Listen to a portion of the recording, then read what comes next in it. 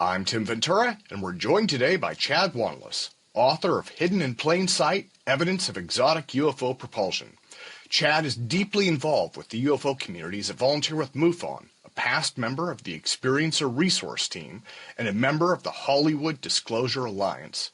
He's written about his own experiences in the book Missing Time 2, An Ordinary Man's Extraordinary Journey, and spoken at events including the 2018 Alien Cosmic Expo in Toronto. He joins us today to discuss the October 2025 publication of a new peer-reviewed study entitled 5 New Observables of UAP, Empirical Evidence of Dark Operational Warp Propulsion Systems, in the Open Journal of Applied Sciences, which claims mathematical evidence of dark warp propulsion dating back to 1941. And Chad and I are also going to be going through some of the engineering and science-related tasks, procedures, and methodology that he has put in place, and he's going to walk us through all of that. So since the last time we spoke, you have published a peer-reviewed paper on UFO warp drives in the Open Journal of Applied Sciences. So I want to start out by giant congratulations for you for a peer-reviewed publication on UFOs. That in itself is a major breakthrough. So let me start there. Can you give me a high-level overview of what the paper is all about, and how difficult was this to get through the peer review process? Okay, thanks. Well, the high overview is we took what we wrote in the first one, Hidden in Plain Sight, and we expanded upon it. The whole reason why that book was published was we couldn't get a peer review going. We had submitted it to several journals, and either we got no response at all, or and we did get one where they agreed to review it. It was reviewed by 2 reviewers, which is your standard procedure. They gave us some feedback, and they accepted it.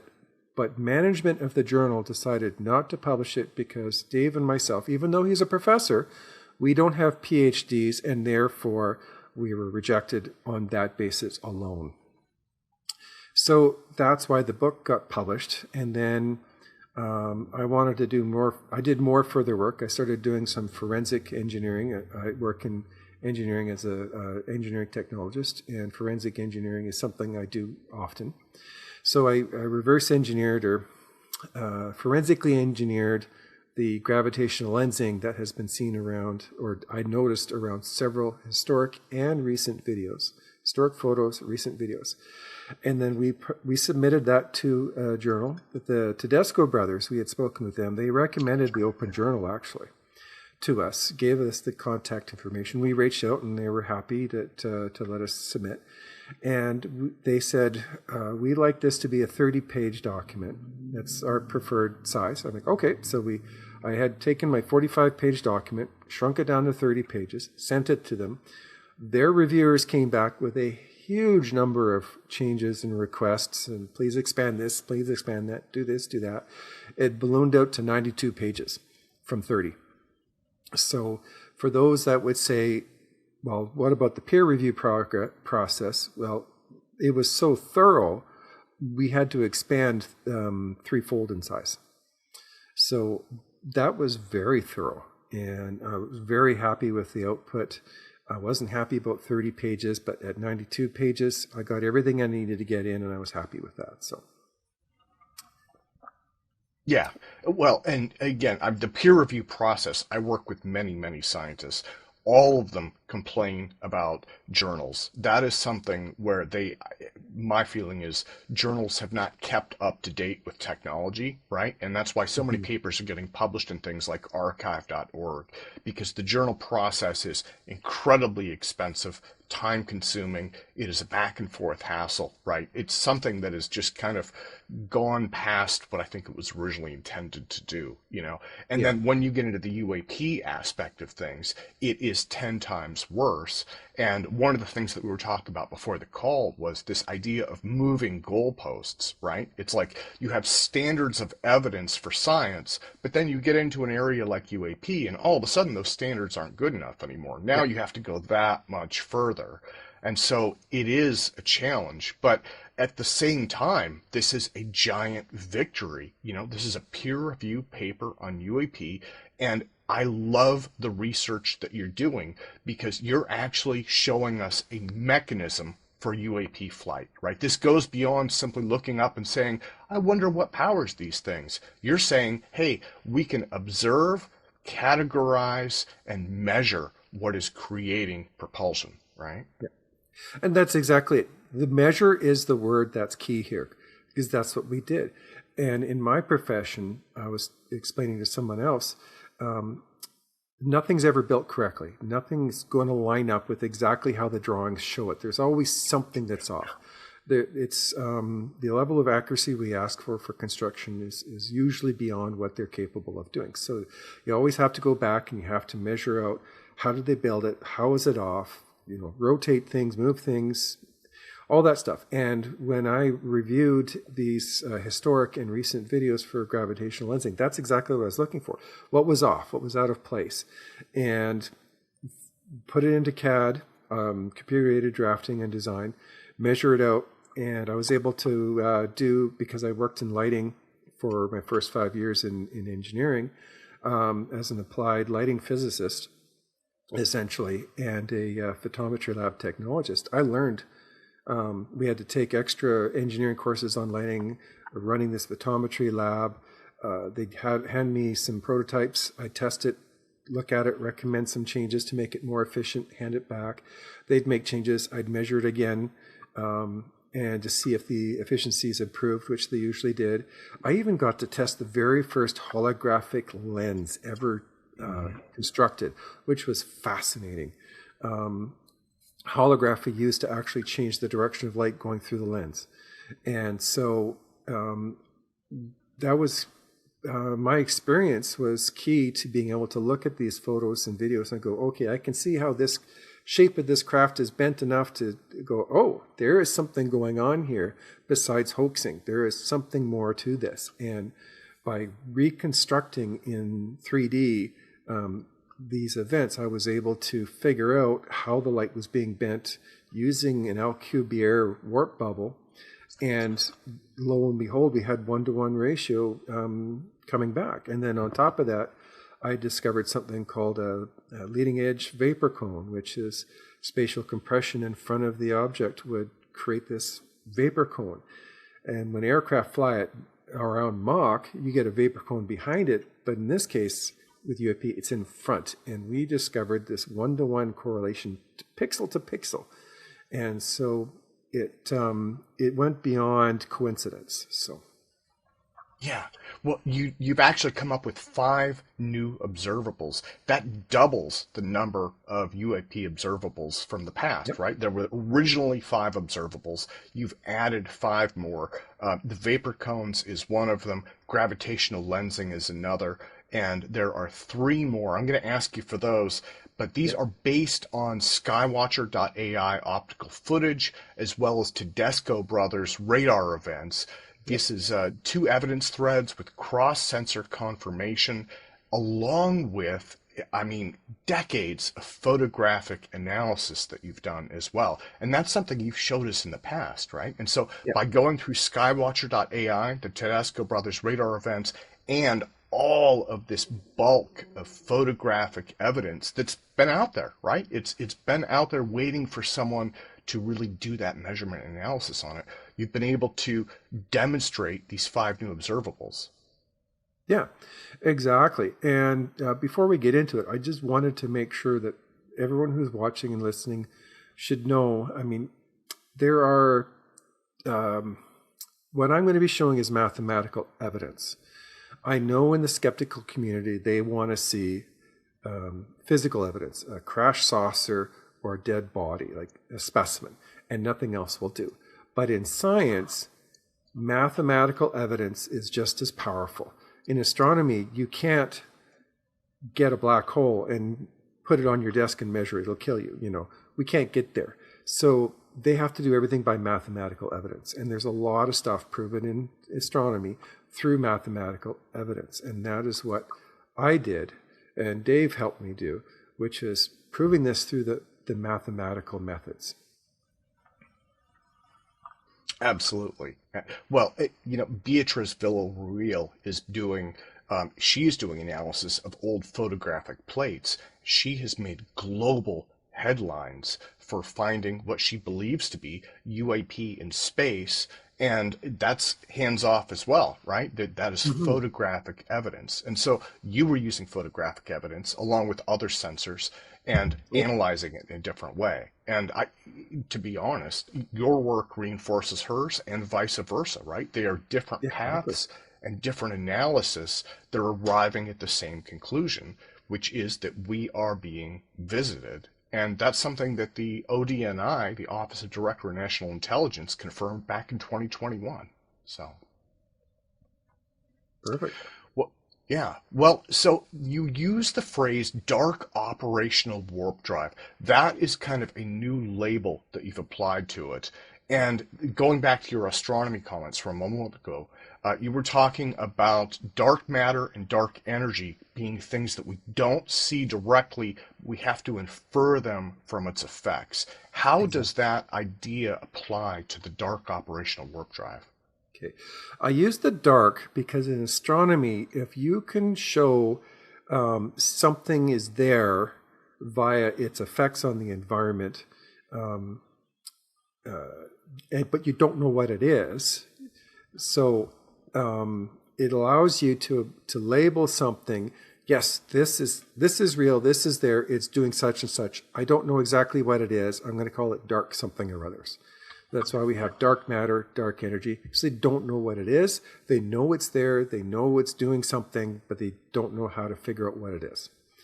And that's what I've done by calling it a dark operational warp propulsion system. I've been able to figure out somebody is using some kind of technology that is warping space. Don't know how it's doing it. Don't care. That's irrelevant to me. I'm going to show you how I detected it, and it's up to others to figure out the why it's happening. I figured out how to detect it. Okay, okay. And you did this along, I do want to mention Dave Palachik. And actually, I'm in talks with you and him. I'm going to try and do a podcast with him later this week as well. And that way I can really gather your two different perspectives, your two different approaches, and how you work together as a team for this. Can you tell me a little bit about the collaboration that you did with him? Like, how did you guys kind of divide things up into specializations, and how did that go overall? It went really well. I met Dave through MUFON when I first started. He was the MUFON Canada's main instructor, and then we got to be really good friends. And we were just watching. I was watching a video, and I saw something that looked like gravitational lensing. And I thought, oh my gosh, that's gravitational lensing. Called him up. What do you think? And he's like, yeah, go for it. Research it. And when I dive into something, I dive deep. So I've been bouncing everything off him. He is my peer reviewer, internal peer reviewer, you could say. So that's how all this works. Now, Dave is an electronics engineer. I'm a mechanical technologist, an engineering technologist. So we're complementary to each other. And so he's learned through his schooling all about lighting. I've learned lighting through my work experience. We both were able to come up with this stuff. Dave, on the other hand, he got the plans for the dog whistle, and he's building his own version of it. We're calling it the Sky Beacon. And Okay. so we've had one successful test with it down in Mount Shasta, California. But unfortunately, here in Canada, it's winter. It averages minus 20, and it's too cold to sit out there and test it. So we'll be testing it in the spring again. I'm right there with you. I'm in the Seattle area, and it's been raining straight for about a month and a half now. So Yeah. we could look up, but we're not going to see anything but Well, I'm from raindrops. Vancouver, and when you say a month and a half, that's 24 hours a day, 7 days a week, without break. Yeah, yeah. Well, but that's lots of time to work on papers, lots of time to work on things like Yep. this. So, and I do want to reinforce to the audience, like I cannot say it strongly enough. once you see the gravitational lensing in photographs and videos, it's one of those things that you can't unsee. And for me, it just hit me like a ton of bricks. And I guess I should preface that by saying some folks have looked at that and said, well, that's JPEG compression, right? And you could make a case for that in the case of some photos, maybe some videos, right? Like Agua Dia, there are parts of it, you can actually see JPEG compression. It's like, okay, well, potentially. But one of the things that you've done is, again, working with multiple types of sensor data, as well as working with things that go back decades. These aren't digital photos. They don't have JPEG compression. These are actual, real-life film photos, and they're still showing gravitational lensing. And for me, the reason that is so exciting is folks like Dr. Jack Sarfati, as well as many others now, are reinforcing this idea that UAP flight performance doesn't work unless they are bending time-space. And if they are, they're going to get your 5 observables. Yeah, exactly. It's actually the only theory that explains why the pilots are not crushed to death during the maneuvers. Yeah. Well, and the vapor cones in front, as well as the gravitational lensing, all of those things are, if you're bending time-space, if you're modifying gravity, that not only does it give you the performance that they've talked about. I mean, Kevin Newth, this goes to what you're talking about, acceleration. I think he said that these things pull over 50 Gs sometimes. That would liquefy any kind of biological pilot, and it would destroy any kind of traditional airframe. And yet UAP are documented doing this, and they have been going back to the 1940s. Mm-hmm. So for me, this brings it squarely back to your research, which is why I think it is so incredibly important. Well, thank you. Yeah. Well, Chad, you had some images that you wanted to show us, and then you had a slideshow as well. Do you want to put those up? Yeah, okay. I'll share my screen. All right, so I have a quick little 1.5 minute video. For decades, the study of UAP has been plagued by a single problem. Uncalibrated data, anecdotal sightings, and blurry photos have led to dead ends and easy dismissals. But what happens when you treat that outlier data not as a dismissal, but as a forensic clue? What happens when you apply decades of engineering experience to the problem? Engineers volunteering with CSSAA analyzed several historic photos and recent videos. One stood out, the Ridoy video. Through forensically sound frame-by-frame reconstruction and post-capture calibration using fixed reference points, the video was turned into hard scientific data. A surprising discovery was made which changes everything. The object visibly demonstrated a previously unknown telltale atmospheric disturbance.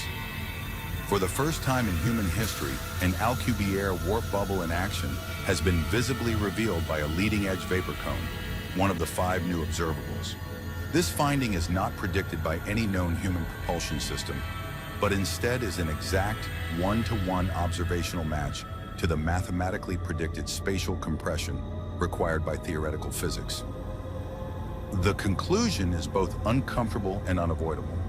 The Ridoy video captured an Alcubierre warp drive vehicle showing 3 of the original observables and all 5 of the new observables.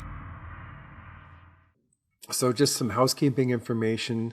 My employment requires me to do this. The information presented here in this presentation is solely the opinion of the presenter and does not represent any opinion of past or current employers. Note, fair use notice, some photos, artwork, and video clips are used for educational purposes. No information presented in this presentation was derived from classified materials. These are the front covers of my 2 books, Missing Time 2, which will be published sometime in this year, hopefully just a few months from now, and the other book, Hidden in Plain Sight, which the paper is based off but expands upon. So I'm getting into, I want to look at UAP studying from the engineering point of view. We have a different set of rules. Academics are considered theoretical physicists. Engineers, we are actually called applied physicists. Academics, they investigate space, they look at the why. Why do things happening? Their goal is to discover fundamental laws and origins. Their perspective on UAPs. It's an anomaly as a curiosity. And when it comes to ethics, it's voluntary peer consensus. If they do something wrong, there's no repercussions. On the engineering side of things, we're in the solution space. We focus on how. How do things work? How do we apply things? How can we use something, some physics law to do something? Our goal is solve problems and design systems. And when it comes to forensics, we can use our engineering skills to figure out why and how something has happened, which is what I've done. Now, the UAP perspective, because, well, I'll get into this in a minute, but anomaly is a risk variable, especially when it comes to aircraft and close encounters with UAP. In engineering, we're the only group of scientists in North America who have ethics applied to us by law, statutory duty, and a statutory duty for public safety. And this is done for a very specific reason. When engineers make mistakes, things collapse and people die, and plural. This is an example from not far from where I grew up. It was the Second Narrows Bridge. The incident happened in Vancouver, British Columbia, not that far north of you, actually. What had happened was an engineer, a junior engineer, had incorrectly designed some temporary knee braces. Everyone said, oh, these don't look strong enough. And he's like, I'm the engineer in charge. I designed it. If I say it's going to work, it's going to work. That's a quote I hear a few times from junior engineers before someone bursts their ego bubble. But what happened was they weren't strong enough, and 2 spans of the bridge actually collapsed into the ocean. 79 workers fell into the water. 19 of them died, including the junior engineer who made the mistake and his supervisor who had overlooked the error. They both lost their lives. His own mistake killed himself. And the professional lesson is what we call standard of care. In engineering, the utmost thing we have to look after is making sure that people are safe. And we have a duty of oversight to do that. And this is why applied physics and theoretical physicists, this is where it differs. If a academic makes a mistake, his paper is repealed or corrected. If an engineer makes a mistake, it costs the company a lot of money or costs people their lives. All right, so why is safety such a concern for me and those working in engineering? And it comes first. It's a statutory requirement. It's not a suggestion, it's or personal value. It's the first canon in engineering. And priority of the truth. If a conflict arises between academic consensus and public safety, the engineer is legally mandated to choose safety first.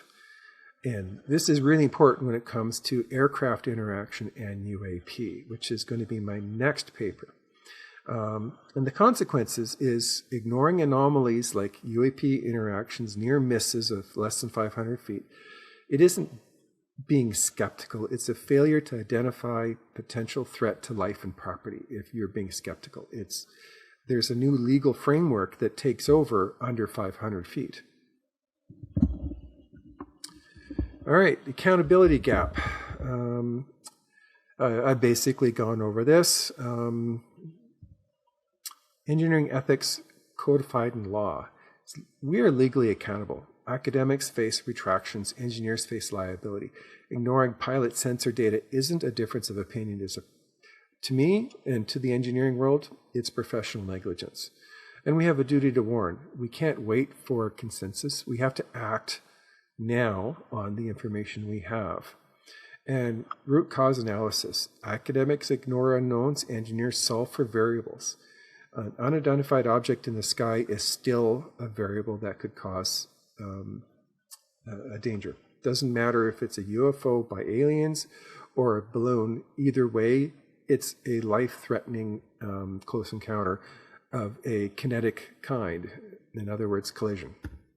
So, There's a historical parallel here I want to bring up, and that is rogue waves. For centuries, mariners who are experts at the sea have been reporting giant waves that have sunk their vessels, nearly killed them, or damaged their vessels.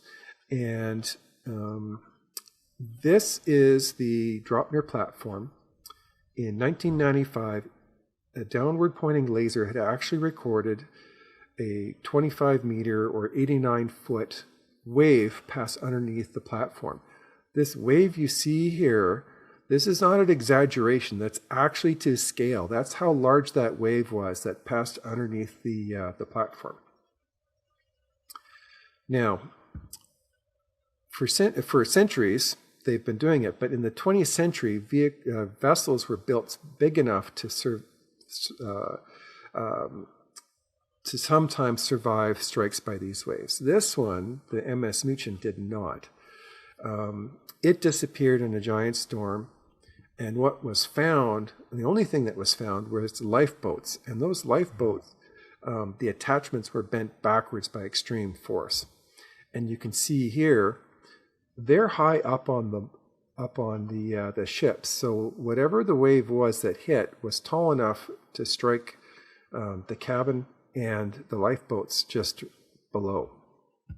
Now, the Queen Mary is another example of one that actually did survive. During World War II, it was used to ferry American servicemen from the United States to England. On one of the trips, it got struck by a 92-foot wave. There were 16,000 people on board, and it rolled over to 52 degrees. Sometimes it's listed as 37 degrees, but if it had gone 3 more degrees, it would have sunk. But and the vessel to the top is about 150, 60 feet tall. So the wave was basically as high as this part here. So it came halfway up. That's an enormous wave. This one here was photographed in 1980 from one of the Esson's super tankers. And you can see on the left, that was a 100-foot wave. And on the right, I found a photo that gives you a sense of scale. So where the words Esso is, that's 100 feet above the waterline. So even then, with this photo and this one here, the Whale Star, it was struck by a 65-foot wave and suffered damage. Scientists still wouldn't believe the mariners that these rogue waves were real. And it took the Dropner platform for them to understand that mariners weren't drunk and they were telling the truth. And what this whole thing means is, what it comes down to is, I know debunkers like to say, when people report something, it's anecdotal. It can be thrown out because there's no guarantee they got it right, their memory, this and that and this and that. In engineering, when we deal with experts, whether they're mariners or pilots, we have to take them as humans in the loop. And this historic incident proves that people can reliably tell the truth accurately about major events that have happened. Now, what would have happened, let's flip the script. What would happen in 1969 when they discovered that Muchen had sunk and they had used engineering ethics and applied them? The duty to warn would have been issued to the fleet.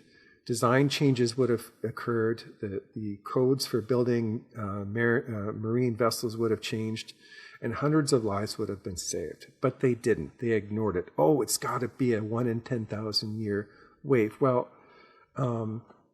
it shows why engineering has these ethics applied to us. We're trying to save lives, and in academics, in this case, it failed. They failed.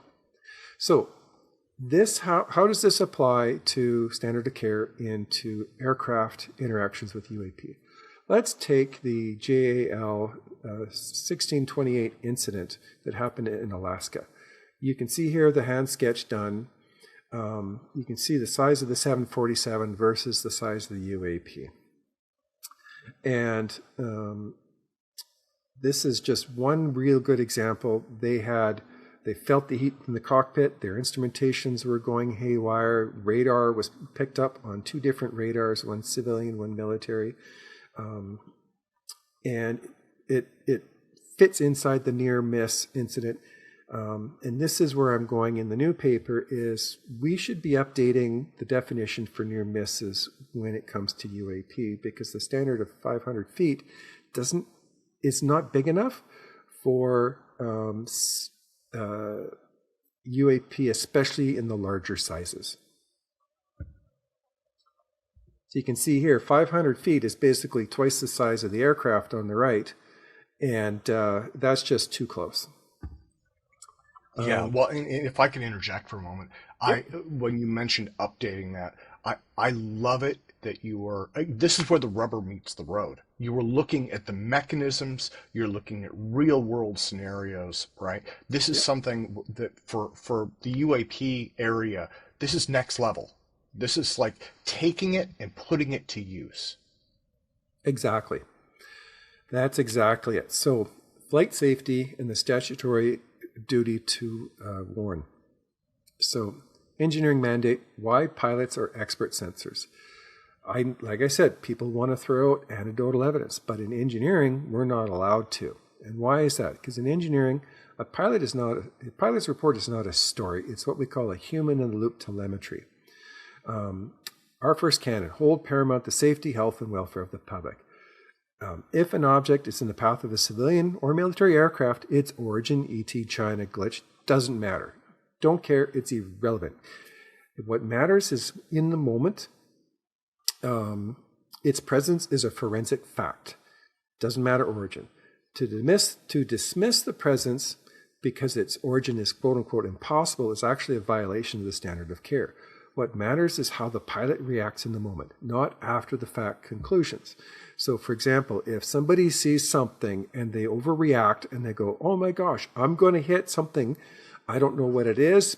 He or she may think it's a UFO or a balloon, doesn't matter.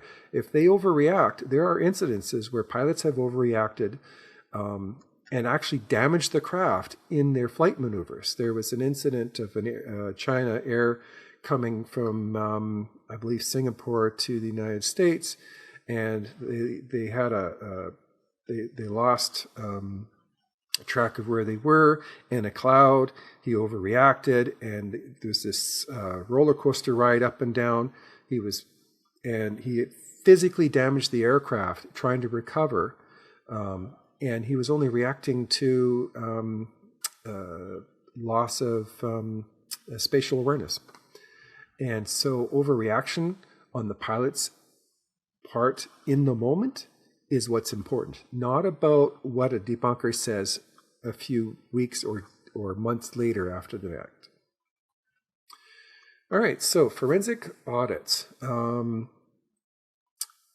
There's 4 top ethical violations that we have to keep in mind when people who are not trained step in and try and diagnose what a UAP event was. And so first is failure of due diligence. You need to do your research. You cannot go, oh, it was a balloon. That doesn't work, because in engineering, you just can't go, oh, it's got to be such and such. You actually have to do the work. Practicing outside of area of competence. I know in the United States, you have this freedom of speech. Allows you to put your opinion out there, but when you're actually working in an engineering environment where there's FAA laws that now apply, you are working outside of your area of competence. And that includes astronomers and software programmers. I don't care if you have 10 years of physics engineering. In engineering, you're not qualified if you haven't worked in that field and have trained underneath an expert in that field. It doesn't matter your level of education. It's 2 parts. You have to have the education and you have to have the field training or work experience training. And then breach of data integrity. If you say, oh, I'm not going to take the the word of the pilots from the Tic Tac or gimbal, because it's anecdotal, that's throwing out data. That is throwing out telemetry data. Pilots we consider them expert censors. So that is actually a breach of data, is what we call it. And then when it comes to safety mid-air collisions, dismissing it as those same gimbal and tic-tac events as technical glitches or instrumentation glitches, that's a disregard of aviation safety standards. So it's when we're getting into that aviation stuff, laws take over. It's different. It's not like someone saw something from the ground. You can say whatever you want about somebody seeing something from the ground, but when you're in the air and it's a near miss, it's different. So, the anatomy of systematic failure. This is an important one. I'm not pointing fingers at any particular person, but over the last 70 years, the effect of debunking has had a very major impact. And I'll put it this way. In engineering, we have a safety issue during construction. There's this machoism variable. Some people don't want to look weak or unskilled, so they don't want to wear or use proper safety equipment, like say fall arrest. And then there's the other part where there's maintenance laziness. I've actually had a manager at a place of work tell me, we've removed all the safety guards because we have to go in and fix these things too often. It's just too much of a hassle to take the guards on and off. So we leave everything unguarded. Well, that's a safety thing. And we couldn't report it to anyone because it was the manager who made the decision. And so you take that kind of attitude and now you apply it to the safety of aircraft. And it's happening. FAA order, and you can see it here, 8020.11, dictates any pilot who has had a near-miss event under 500 feet must, by law, mandatorily report it. But NARCAP and other UFO investigation groups have found that 90% of near misses aren't reported. The pilots are too scared to report. And so 70 years of debunking has had this chilling effect on mandatory rules, safety rules, just like the machoism or laziness has had an impact on construction safety. There's one other thing I want to get into, and it's a metaphor that I'd like to use before I actually get into the technical stuff that I've done. And that is the Clovis first dogma. You know, people had been arguing, archaeologists have been arguing over how long ago did man come to North America. Clovis first said it was 13,000 years ago. And discovery after discovery has been finding it over and over and over again that they've been here longer. But there's huge arguing over it. And if you've graduated from one university where your professor says there's older, you cannot get a job with someone who believes it's 13,000 or younger. And so bitter fighting over something that has no impact whatsoever on society. Who cares if it's 13,000 or 23,000 years ago they came? It's not important, but it was bitter fighting. And what finally proved it was this this discovery of basically 21 to 23,000 year old footprints in White Sands, New Mexico. And this is where I'm going to transition, and it's what I've discovered, what I've been going through, and what I've been describing to you there, Tim, is basically footprints in the sky. So the first set of footprints, Luis Elizondo has published his 5 observables, and then we discovered another 5 set of footprints, or fingerprints if you'd like. So we have gravitational lensing. That's where the background changes as objects pass in front, or the structure itself of the UAP changes. And then leading edge vapor cones, this is where a cloud forms above or in front of the UAP as it's traveling. And then there's oscillation, fast and slow. And the oscillation, there's 2 different mechanisms for it. And then there's a pronounced disk tilt, Not only do they need to tilt the craft slightly while traveling through slow speeds, like subsonic speeds, what I found was the gravitational lensing itself actually makes it look more tilted than it really is. And then a saucer-like skipping motion. Kenneth Arnold, his very first sighting, he described the saucer-like skipping motion. And here is a track from a video, a webcam video from a video cam, a news center video cam. So, leading edge vapor cones, and I want to get into the technical background of it. So this is a mathematical plot of the Alcubierre shape function. Basically, the way to describe this is Alcubierre says that space in front of the craft is contracted and expanded behind or below. In this case, the math formula, what it does is it tells you how the point in space is either pulled or pushed away from the center of the warp bubble. But there's a problem here. There's a solid break line here. There needs to be a transition. There's a couple other types of plots that have been done. The one on the right was actually in Hal Puthoff's document, paper I should say, and it's basically just an artistic render. But people need to understand how gravity works before we can get into the understanding of how the propulsion system works. Take a block of wood, drill 2 holes through it, thread some string through it, tie it to the doorknob, and then pull the strings apart. That block of wood is going to move away from you and towards the doorknob. So the doorknob represents the Earth. The strings represent the spatial fabric time, or the space-time fabric, and the block of wood represents you. And the pulling apart represents how a large body like the Earth deforms space, creating gravity. So it's the bending of space-time that acts like a lever effect, causing every molecule in your body to push you down to the ground at the same time. So why does this matter? Well, I was able to look, I did a research and I went through several elastic formulas until I found this one.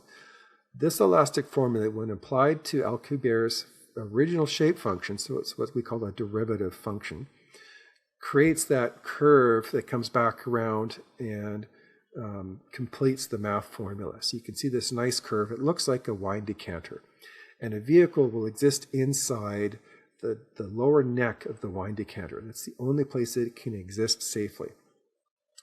Anything hanging too low will be ripped off and pushed down. Anything sticking up too high will be pushed down into the top of the disc. And there's a reason why most mid-size UFOs, UAPs, are disc-shaped, because that's the best shape for the most efficient, space-efficient vehicle shape. You're going to get the most passengers, the most cargo space, the most engineering space, the most science space in a disc. Any other shape, yeah, you could do a triangle, but you're losing effective space that you could have used otherwise. So lastly, and this is where the spatial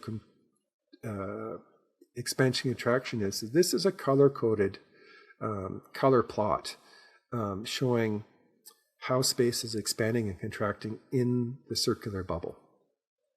And that little magenta part right here in the just above, that is where the leading edge vapor cones form. So I'm going to get into forensic fingerprints now.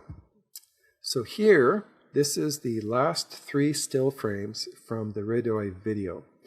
On the right, you can see the disc, and there's a slight bend here in the appearance of the disc. Then as it departs rapidly, you can see the cloud here, and then the last still frame, you can see the cloud here. Now, how and why does this work? Let's use the Doctor Who's TARDIS as an example. The box is basically 200 cubic feet in size, but the interior is more like 10,000 cubic feet in size. So let's say you leave the door open and a wind's blowing through. So as the air is going in, it's going to suddenly find itself in a much larger volume, and it's going to rapidly decompress. This is what we call adiabatic cooling. It's the same effect that happens in air conditioning. When it expands, any moisture in the air will suddenly flash condense into a vapor. And it's actually very similar to what happens with aircraft when they're traveling at or near the speed of Mach, between 0.8 and 1.2. You get this cone that happens on the back half of the aircraft. Well, in the UAP case, with the Alcubierre spatial compression, it forms above or in front of the UAP as it's traveling through the atmosphere. Now, this is the most important fingerprint that I want to show everyone today. You can see here the left is the second to last still frame. B center is the spatial plot. I've actually angled it to match the angle seen in the video of the UAP as it's departing. And then on the right-hand side, I've created an animated GIF where it flips back and forth between the two images. And you can see the magenta area is a perfect one-to-one correlation of that vapor cloud. This is not it sort of kind of somewhat looks like it, like a blob squatch. It is a perfect pixel to pixel, one-to-one correlation.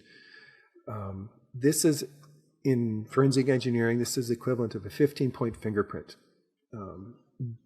And then as far as what could it be, what else could it be? Well, it's disconnected from the craft, so it cannot be a lens flare.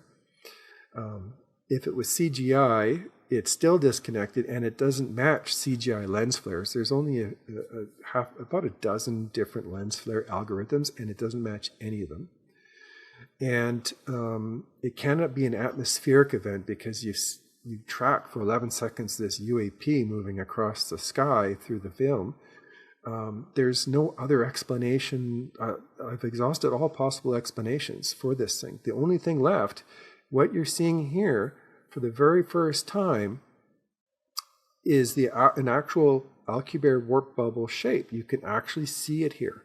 You can only see the magenta part of it, but you're actually seeing the warp bubble. This is why I said this is dark, because you can see the effects visibly of something that's normally invisible. Does that make sense, Tim? Absolutely. And again, I love the fact that you were measuring this, right? This is where the rubber meets the road. You were taking the ideas and the theory, and you were actually demonstrating through photos and video and observational evidence how this works. And this goes to support the only possible explanation I know of for UAP flight performance, that they are using some kind of Alcubierre derived or related warp drive. Yeah, thanks. Okay, let's go to the next page. All right, so yeah, and then so the equivalent of this in this is a historic parallel. In 1915, Einstein published his relativity paper. In 1919, a man named Eddington went to the southern hemisphere, and he took this photo of a solar eclipse. And what he was looking for was he wanted to see the stars around the sun, and Einstein's math predicted that those stars would gravitationally lens and appear farther away than they should have. And the photo actually shows that. You can see these arrows in here, and they all indicate how far out the stars were, and the closer they were to the sun, the larger the difference. He was proved by gravitational lensing, something he predicted. And that's what we've been doing in the paper, is measuring these gravitational lensing, this exact effect around UAP. And it's the same way. Before Einstein, nobody knew that these stars were supposed to appear out of place. After Einstein's publishing, people saw it. In this case, The radioid video captured this lens, or this leading edge vapor cone, before I'd even discovered it in the math that I had, before I even started working on the math. It was there beforehand. Nobody knew that this was something that had to be faked. So how could you fake it if you didn't know you needed to fake it? And then someone might say, oh, maybe it's a landscape feature. Well, you can see here, these three images show clearly it was no landscape feature. So let's go to Occam's razor. Occam's razor says the simplest explanation must be the realistic one. Well, if they didn't know what leading edge vapor cones were, the only explanation would be someone time traveled from the future, came back in time, and created all these fakes starting in 1965 and or in the 1940s, gravitationally lensing these hoaxes over long periods of time. Or there is a group of Einstein-level geniuses who, instead of publishing papers, decided to hoax mankind. The explanations are not, they don't line up. Occam's razor says the simplest explanation, they being real dark warp propulsion vehicles. So, and the radioid video was not the only one to show vapor cones.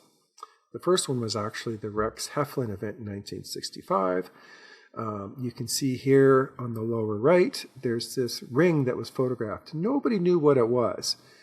And basically what happened was, as it departed, it created a vapor cone in front of itself. It rapidly left, but it went through the vapor cone, splitting it and creating this ring that was photographed in the photo number 4. The Alcubierre,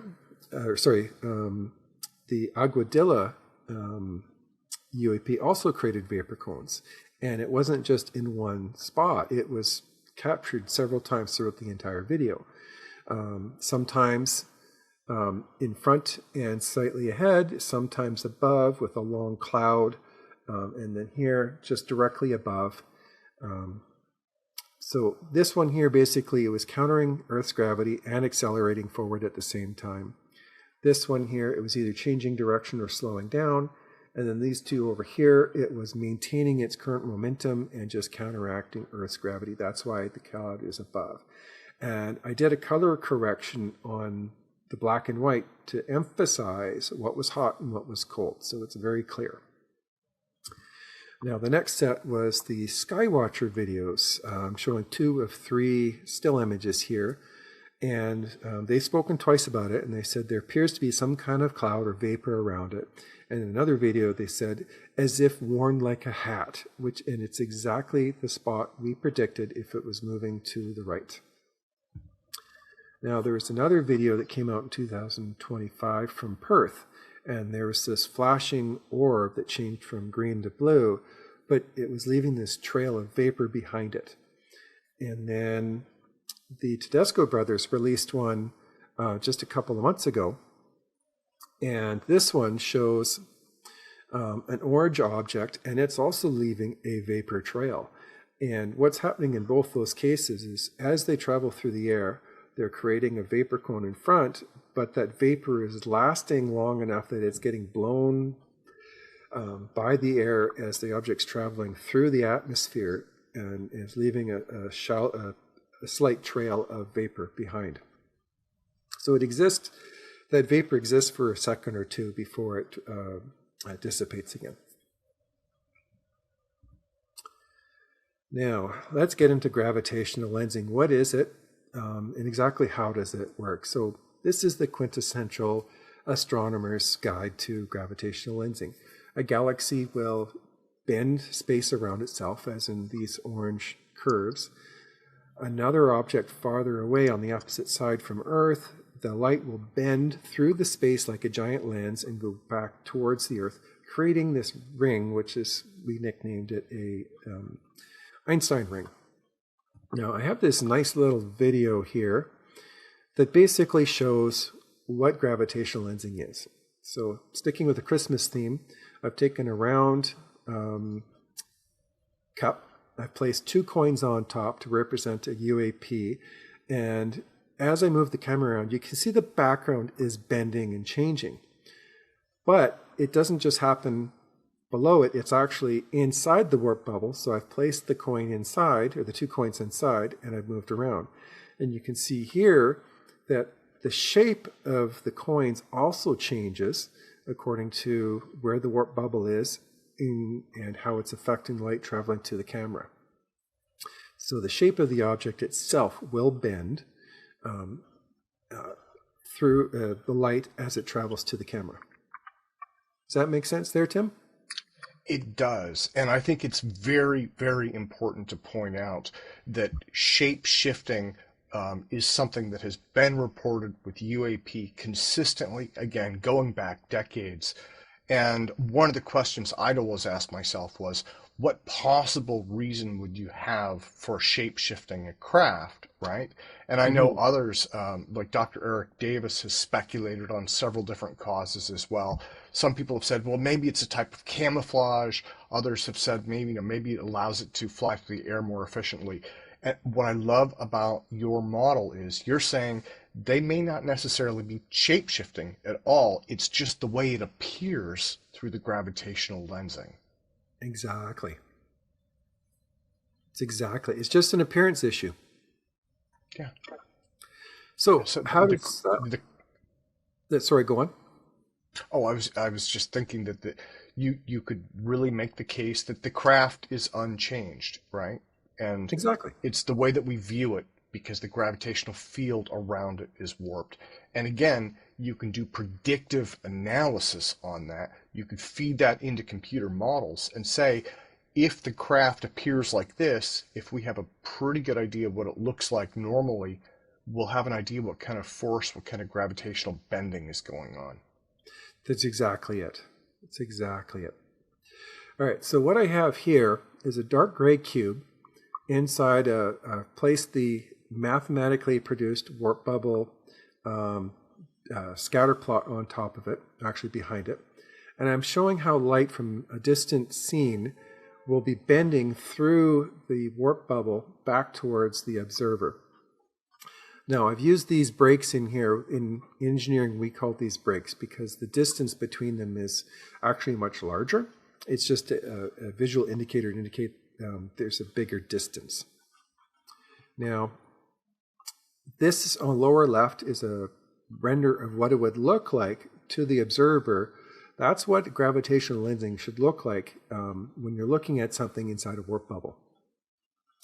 The background will appear to be bent down. The clouds behind will be smeared. And on the right-hand side is an animation recreation of a black hole passing in front of a galaxy. And you can see that there's extreme gravitational lensing there. We're not looking for something that extreme. We're looking for more subtle changes, but we still see them. Now, here was our aha moment. This was the video. It was posted by Jordan with the Angry Astronaut podcast. And I was watching it, and I'm like, I'm seeing the background changing, and I'm like, that's got to be gravitational. I think that's when I phoned Professor Dave Palachik and said, take a look at this. What do you think? And he phoned me back, and he says, you're absolutely right. It does look like gravitational lensing. So as this UAP is traveling in front of the background clouds are changing radically behind the UAP. But if you look at the lower right down here, you can see some minor changes. So yes, as the camera is tracking the UAP and the window of the aircraft is not perfect, there was some minor changes to all of the clouds in the scene, but they were minor versus the major changes that happened to the clouds just behind the UAP itself. And because those changes behind the UAP were much stronger, larger, it rules out it being an issue with the window. Okay. This is where I get into the forensic analysis section of what I've been doing. This is my new paper is basically a forensic analysis. All right. So this was published by Wesley Anders Waters, lead authority of the Galileo Project. This is a quote that debunkers like to use. So the scientific investigation of unidentified anomalous phenomena is severely hindered by inadequate data collection and lack of robust data. Current data, often collected by instruments not calibrated for scientific purposes, are fragmented, unsystematic, and lack sufficient metadata. So debunkers use this to say anything that was captured by a commercial grade camera is garbage, is essentially what they say. However, and that's my editorial comment here, Waters continues on and he says, civilian reports often contain statistical outliers that resist conventional explanation, potential scientific anomalies worth of retrospective analysis, and the design of new forensic tools. I have highlighted this design of new forensic tools because in engineering, we've been using these quote-unquote new tools for 25 some odd years. So they're not new, and we use them all the time. So, and this is one I want everyone to understand. In science, when the data doesn't match your theory, the theory is wrong. And I want everyone to remember that. So why does that matter? Well, Waters said existing data are often fragmented, uncalibrated, and critical data. Here's some of the examples people have stated, quoting him and using it to say, we got to throw out anything that's civilian. The non-scientific method, when the data doesn't match your theory, something is wrong with the data. This is pseudoscientific approach by debunkers trying to defend science. They're using pseudoscience to defend science. So let's give this comment and this photograph an example. This was an amateur photo of the comet Hale-Bopp. They didn't use a calibrated telescope and they didn't use a calibrated camera. Does that mean the comet didn't exist? Of course it existed. It just means you couldn't measure with confidence the length of the tail. That's all it means. It's about measurement. Now, Tim, this here is a recent still image from the last year's crash, or this year's crash. Last year's crash of that fatal UPS crash. Down the lower left, you can see the jet engine is being torn off. The mounts broke and it was accelerating up. And this is what I'm looking for. Little deviations in how UAP look. Does that make sense? Absolutely. Absolutely. So another Waters, Richard Waters, he wrote in 2024, forensic engineering does not throw out outlier videos. We treat them as the most valuable evidence we have because we can post-calibrate them and turn blurry civilian footage into hard data. I want everyone to remember this.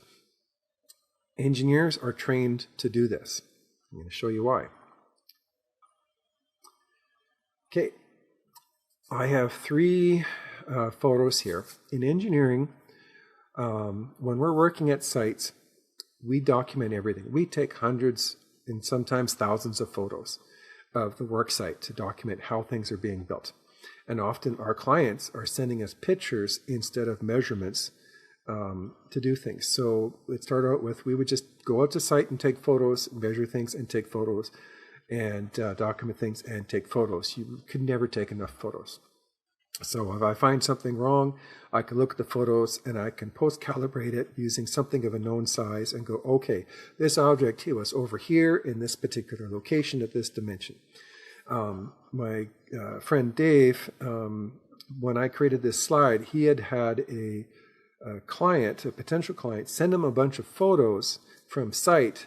So he was looking at an hour and a half drive out to site, half a day, walking around site, and then another hour and a half driving back. And because he sent this person sent the photos, he took a couple of signs of a known size in the photos, scaled off, what we call in engineering scaling off, but using it to calibrate it and measure everything. He's able to come up with a quote for this person for this company just off the photos. And then recently we've been getting into using drones. A couple of months ago, one of my coworkers came up and he says, this remote site wants me to electrify a parking lot, and all I have is these site photos from a UAV showing where all these Jersey barriers were, and those barriers are a known size, and they were used for one for each parking stall. And I said, I showed him how you do the calibration, take the Jersey barriers, measure off of them, and then he was able to create a drawing and a model off photos, and that was accurate to within a few inches for the whole site. And then the guy in the middle of the screen, he is wearing an interesting thing. In the last few years, there's these 3D cameras that have been coming out, and our clients are now doing exactly this. They'll put on a backpack, they got the camera hanging up there, and they'll walk through the entire site. And then they send these thousands of photos to us, and we can use those to figure out how things were built. So in the past, if somebody built something incorrectly, let's say they couldn't install a doohickey in this particular spot, they had to install it 1 foot over, they would mark up the drawing and said installed 1 foot to the north. Instead, now they just send us a bunch of pictures and we can adjust the model per the post-calibrated photos. So calibrating photos is easy. We have multiple software programs that allow us to do it. It's not something that is hard. It's something we do all the time. So here's an example of instructions of how to calibrate something. In this particular case, pre-calibrating, they've taken this cube with checkerboards attached to it, and they can use that to calibrate the camera before they do it. Or you can use software, and there's multiple softwares. And this is one example that's built into one of the CAD programs I use. You take a bunch of telephone poles, you measure them in the field, you put them in your 3D model. You can then use those telephone poles and pick the points in the photo to the points on the telephone poles in the model, and then the camera gets aligned perfectly with the photograph, and you can then overlay and create a render, in this particular case, of the entire scene showing the new highway. And the reason why I chose this example and the telephone poles is because that's exactly how they post-calibrated the Rex Heflin photos. They used the telephone poles on the right to calibrate the camera, and so they could figure out the size, which was 30 feet in diameter, roughly, give or take 1 foot. Does that make sense there, Tim? Yeah. Hey, Chad, this is amazing. Absolutely amazing. Thanks. So next, we're going to go into how I reconstructed the gravitational lensing display effects. So I'm using this photograph here as an example to show everyone what I'm doing and how I'm doing it. This is an actual crime scene photograph. The police took these long pink sticks and shoved them through bullet holes in a window of a car. And so basically what I'm doing is I'm taking the light that's going through the Alcubierre warp bubble and looking to see how the trajectory of the light was changed as it was going through in this case, the bullet going through the window, and I'm doing light going through the warp bubble lens. So it's a very, very similar methodology. So to start out with, the first step was to actually do a measurement of the different UAP. So this is the Rex Heflin one. You can see the top left. There's this pinching effect that was happening on the right-hand side and a stretch. And in the middle was I believe, photo number 2. And you can actually see the UAP in 2 positions, green and red. The green represents when the warp bubble was off. The red represents when the warp bubble was on. You can see in E, upper right, it's symmetrical. It's perfectly symmetrical. Everything lines up perfectly. And then lower right, it's smeared. It's shown farther to the right, and it's got a bend, an additional bend to it. So what was happening was what we call warp field oscillation, and there's 2 causes for it. And you can see here how the light was bending through. So imagine you're inside this warp bubble, inside, standing on those two coins in the image, in the video I did, and you're looking out through that. Everything looks bent.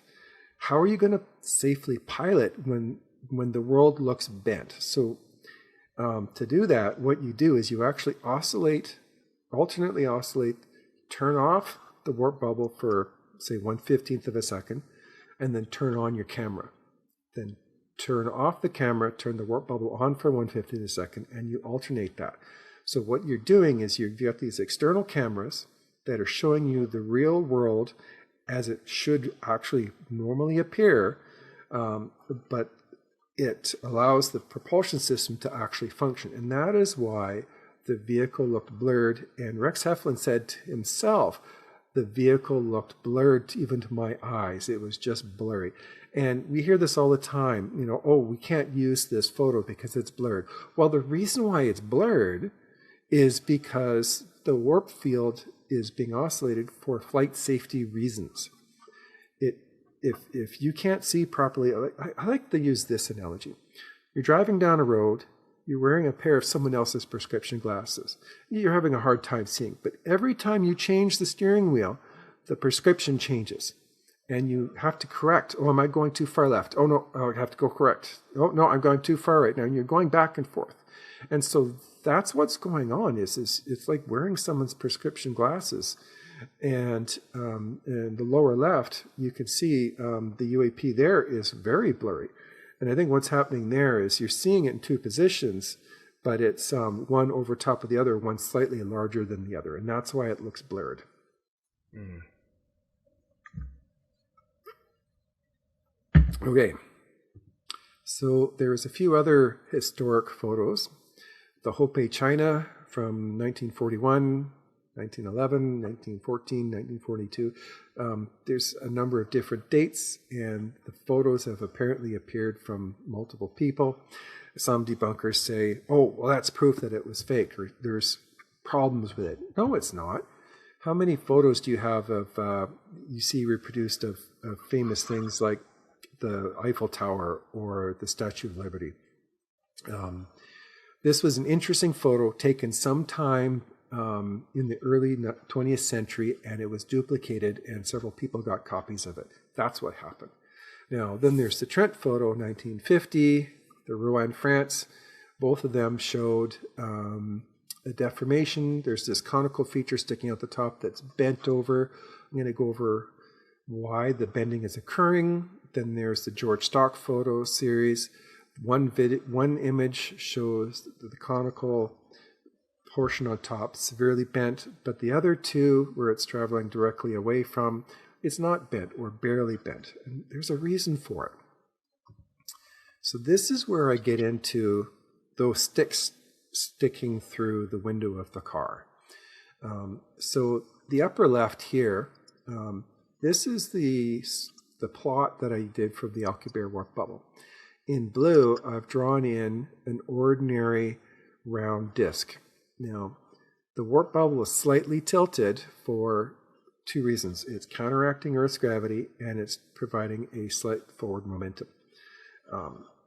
So it's angled, but the disc is still level. What's going on, and you can see this on the right, I've drawn some ellipses that are off-center from the center of the disc. What I did is, in engineering, we call this a slice. I've taken a small slice of the warp bubble just as it's going through the top of the dome. So you can see the warp bubble is offset to the left and elliptical. So, Tim, this green line coming down here represents the line, the path the light should have taken, but it's not because it's offset from the center. This blue line, this arc, represents how the light is being slowly bent away from the camera and off to the left.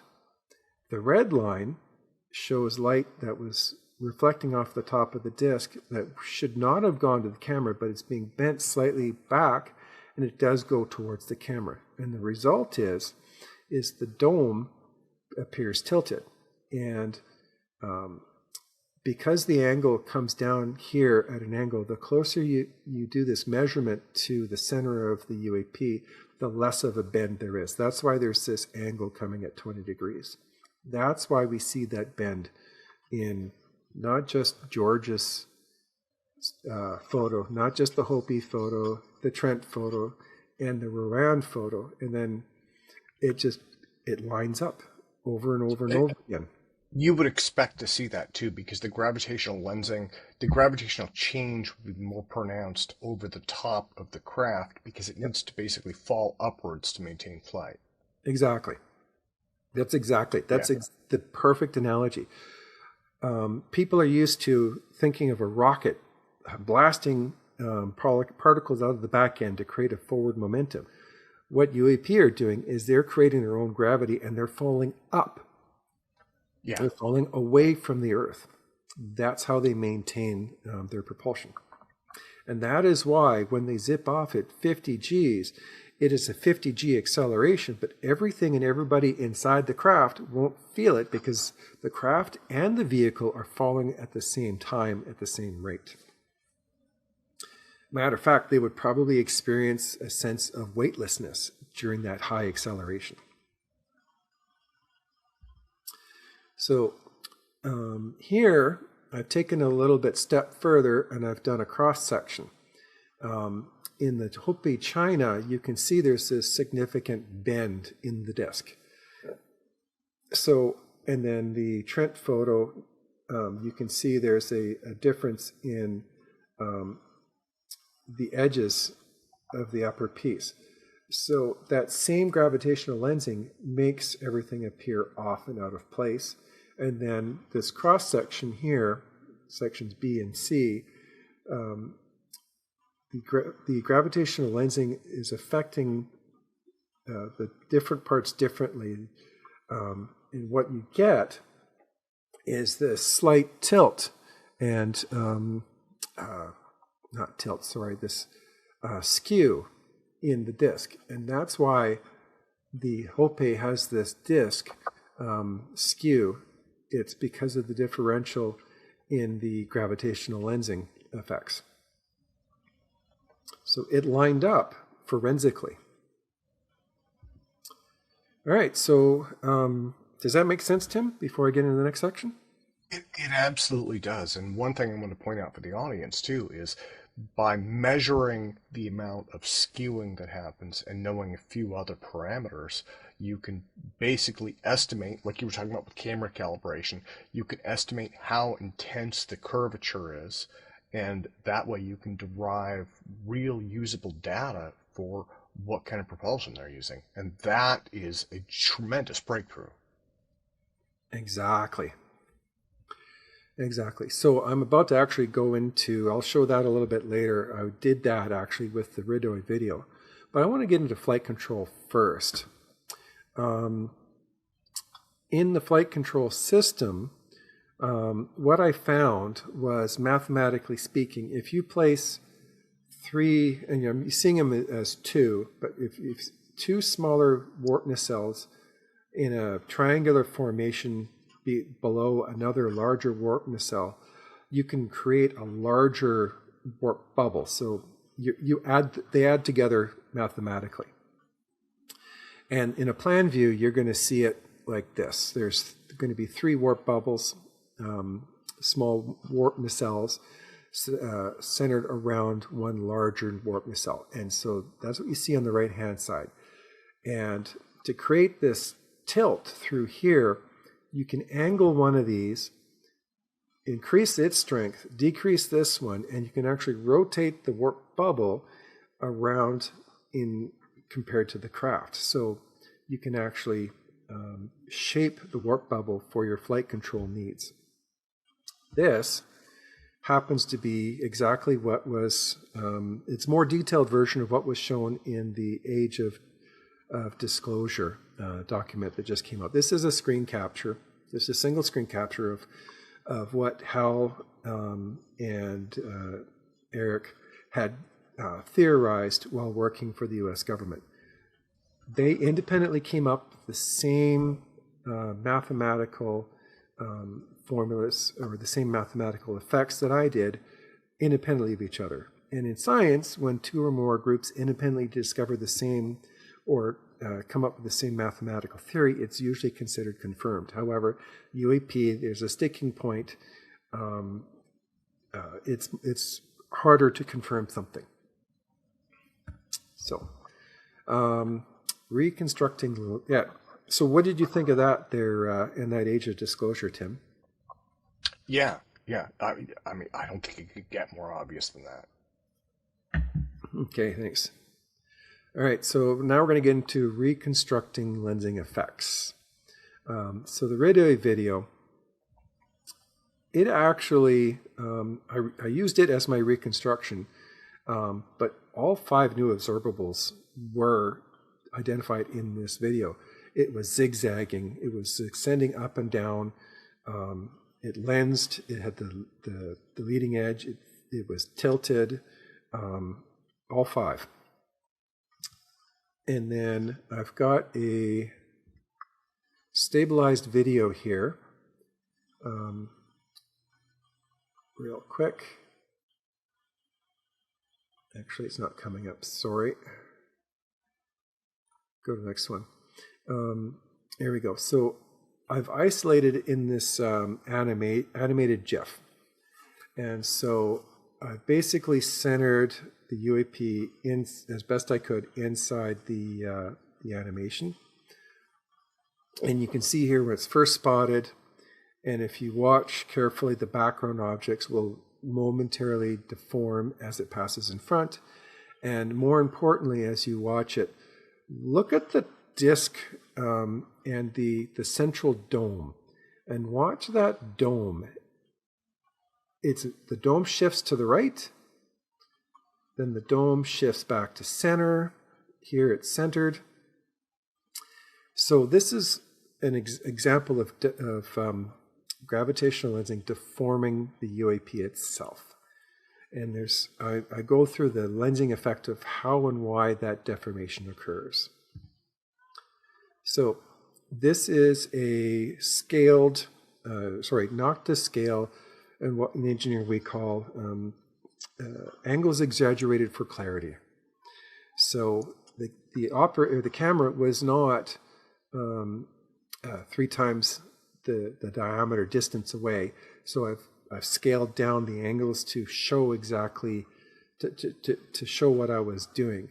So here, I created a 3D model in CGI of what the camera saw. And then behind it, I placed another disc to then try and show how the light was moving through the warp bubble to determine the path the light took to get to the camera. So here I've slowed it down to 25% speed, and it's much easier now to see how that dome is shifting across the top.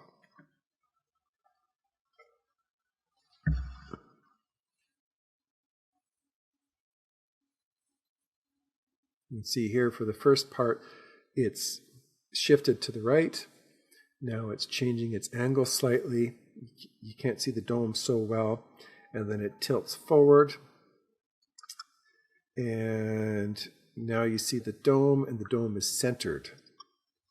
The dome isn't shifting across the top of the disc. It's just how the image appears to the camera.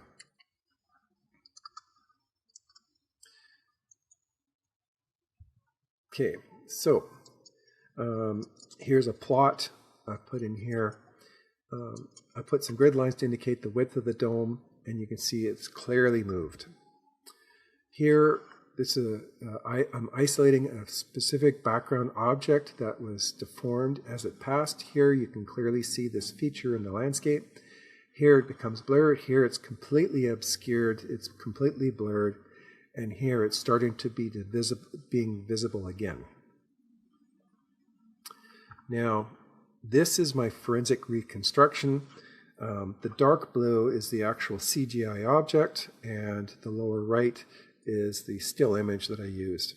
So what I did was I put 2 ellipses in, and I put them in I started with an actual proper circle disc shape, and it was clearly not working.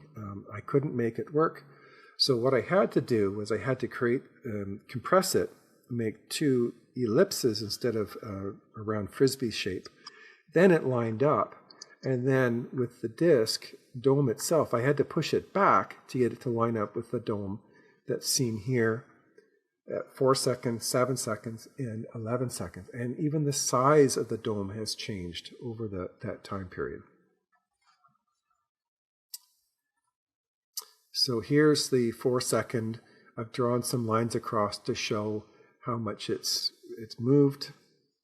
Here was this is what the round disc would have looked, the actual disc would have looked like, and this is what the measurements as it appeared to the camera. Same with this one. You can see the lines lining up, and then here the round disc versus how it appeared to the camera. And these are plan views to show again. And then here, in this particular case, the round disc is here. The disc is still slightly back, but not as severely far back. So it started to look more circular, but it still wasn't properly circular. And you can see the three, with the camera looking down on the center of axis of each disc in the recreation. So this gets into how the light actually traveled to the camera. So I want everyone to understand, first and foremost, just to relay any confusion, the light that was coming from the camera, I did this switch back. This is what we call a break in engineering. If I were to draw this at proper scale, they would be so far apart, everything would be so small, you wouldn't actually be able to make anything out. So instead of doing an exaggerated curve, we put this break in. So what I do is I show the craft here, I put a break, and then I show the airplane here, a break, and the craft here. And this represents that a couple of kilometers of distance has been squeezed down into a very small space. So the path of the light took, the recreation of the disk shows it here with the dome shifted back, but the actual disk would have been circular. So what was going on was the light on the front was bending slightly up, and then or slightly back, and then the light from the far side was being bent by this severe spatial contraction, shortening the far side of the disk. So the dome didn't really move so much as the back end of the disk shortened. Does that make sense there, Tim? It absolutely does. It absolutely does. Okay. So that was 4 seconds mark. This is the 7 second mark. And now it's tilted and moving slightly to the right instead of towards the camera. So that's why it appears at an angle in this. So I'm still looking down the center of the aircraft, but now you see it tilted, and you can see the disc and how I had to move both discs around to make it line up. And in this particular case, you can see more of a deformation on the back end, really squeezing down the trailing end of that disc to the camera. And then this one, we're looking now perpendicular to the aircraft and straight out. This is what we call an elevation view, in perpendicular to the aircraft.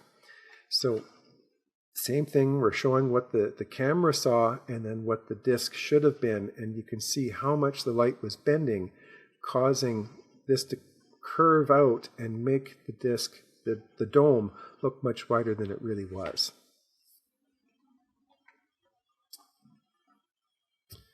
So Occam's razor again. This elastic shape was not published at the time that this video was recorded. Neither were the leading edge vapor cones. If somebody was if this was a CGI recreation or CGI hoax, it would have needed to been a Einstein level genius physicist who decided to hoax the world instead of writing a paper, which he could have easily done. But instead, the hoaxer would have used his advanced theoretical knowledge to create a hoax that would fool anyone who actually eventually comes up with the elastic shape function that I had shown earlier. Or it was a time traveler going back in time trying to fool us. Occam's razor says neither one is valid, so therefore the simplest explanation is it was a real craft really being used, really using an Alcubierre warp bubble system as its propulsion source. Chad, let me thank you so much for your time today. It has truly been a pleasure, absolutely a privilege, and an honor to have you on. The case that you make for some kind of a warp drive is absolutely compelling. And again, congratulations on successfully publishing a peer-reviewed paper on this. You know, you'd mentioned skeptics, but they say that science moves forward one funeral at a time. And I think for me, the way that I internalize that is by saying that skeptics, many of them will remain skeptics forever. There's nothing that you can do to change their mind, but the overwhelming burden of proof, I think, is moving towards saying, look, not only, again, as the ODNI has said, not only are UAP a real phenomena we don't fully understand, but now we're saying these effects are consistent with an Alcubierre style warp drive. So thank you so much. You're very welcome.